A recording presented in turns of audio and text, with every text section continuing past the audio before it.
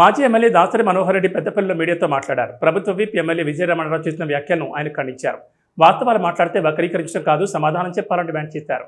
6 గ్యారంటీలు, 420 హామీలిచ్చి గద్దెనెక్కిన కాంగ్రెస్ అధికారంలోకి వచ్చిన తర్వాత హామీలను అమలు చేయకుండా అటకెక్కించారని విమర్శించారు. మొన్న పెద్దపల్లిలో జరిగిన సభలో మాజీ మంత్రి హరీష్ రావు చెప్పినవన్నీ నిజాలేనన్న దాసరి కాంగ్రెస్ పార్టీ ఇచ్చిన హామీలను ఒక్కటి కూడా సంపూర్ణంగా అమలు కాలేదన్నారు. కాంగ్రెస్ ప్రభుత్వం ఎన్నికలకు ముందు ప్రజలకు ఇచ్చిన వాగ్దానాలు నెరవేర్చకుండా దాటవేత ధోరణి అవలంబిస్తూ కాలయాపన చేస్తుందని ధ్వజమెత్తారు. ఇచ్చిన హామీలను నెరవేర్చాలని కోరితే కాంగ్రెస్ పాలకులు ఉలిక్కి పడుతున్నారని ఎద్దేవా చేశారు. కాళేశ్వరం ప్రాజెక్టు భూగర్భ జలాలతో రైతుల పంటలకు నీరు అందించింది నిజం కాదా అంటూ నిలదీశారు. రైతులు పండించిన వరిధాన్యం కొనుగోలులో ఇప్పటికీ కటింగ్ కొనసాగుతుందని, కొనుగోలు సెంటర్లలో రైతులు అల్లాడిపోతున్నారని ఆవేదన వ్యక్తం చేశారు. కాంగ్రెస్ పాలనలో సబండ వర్గాలు ఇబ్బంది పడుతున్నారన్న దాసరి వచ్చే ఎన్నికల్లో తెలంగాణ ప్రజలు కాంగ్రెస్ పార్టీని చిత్తుగా ఓడించి బీఆర్ఎస్ పార్టీకి అధికారం కట్టబెడతారని వెల్లడించారు.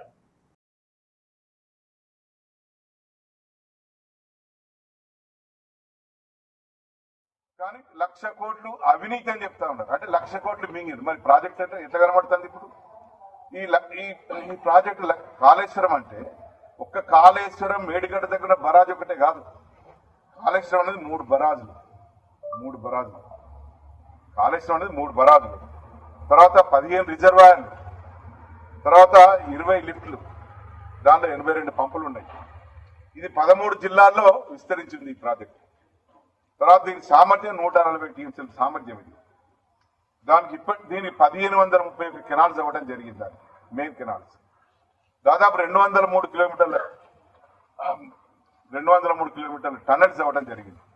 ఇది కాళేశ్వరం ప్రాజెక్టు స్వరూపం. ఇది దీంట్లో నుండి మొన్న రేవంత్ రెడ్డి గారు మాట్లాడుతూ కాళేశ్వరం ప్రాజెక్టు లేకున్నా మేము లక్షల టన్నుల ధాన్యం పండించినారు మా రైతులని చెప్తా ఉన్నారు. ఎట్లా పండించినారు? మీ కాళేశ్వరం ప్రాజెక్టు పంపులు నడవలేదా? ఇప్పుడు మీకు గోదావరి పైన ఉన్నటువంటి అక్కడి నుంచి రిజర్వాయర్ నుంచి నీటిని తీసుకొని పంపుల ద్వారా మీరు పంపించిన మాట వాస్తవం కాదా? మరి ఈ పంపులను వాడుకున్నప్పుడు ఈ కాళేశ్వరం ప్రాజెక్టులో భాగాలే కదా ఇవన్నీ.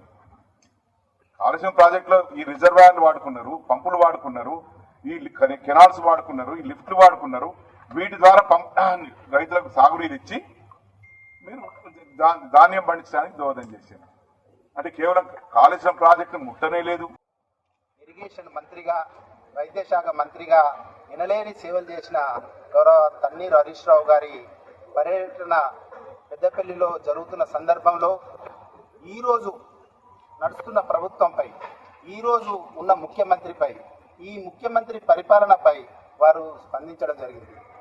వాస్తవాలు స్పందించిన, నిజాలు చెప్పిన అబద్ధాలుగా కనిపిస్తున్నాయి ఈరోజు మన పెద్దపల్లి ఎమ్మెల్యే విజయరమణారావు గారి. వాస్తవానికి వారు మాట్లాడిన విషయంలో ఏది తప్పుందో చూపించాలి. వారు అబద్ధాల పునాదుల మీద ప్రభుత్వాన్ని నడిపిస్తూ, అబద్ధాల పునాదుల మీదనే నేటికి 3 సంవత్సరాలు కాబోతున్నా కూడా ఈరోజు ప్రజలను మభ్యపెడుతున్నారు. వాస్తవానికి ఆ రోజు గద్దెనెక్కడానికి కారణమేందో ఆ రోజు హరీష్ రావు గారు ప్రస్తావించడం జరిగింది. అవి వాస్తవాలు కాదా? రైతు బంధు విషయంలో కానివ్వండి, రైతు బీమా విషయంలో కానివ్వండి, సాగునీరు విషయంలో కానివ్వండి, కళ్యాణ లక్ష్మి విషయంలో కానివ్వండి, అన్ని విషయాల గురించి సవివరంగా ఆ రోజు వారు స్పందించారు. వాస్తవం. ఎందుకంటే ఆనాడు ₹1,00,000 కళ్యాణ లక్ష్మి తులం బంగారం ఇస్తామన్నారు. ముఖ్యమంత్రి గారని అడిగారు తప్ప. ఆనాడు కేసీఆర్ కిట్టును ఎగనామం పెట్టినవు, దాని సంగతి ఏంది అని అడిగారు తప్ప.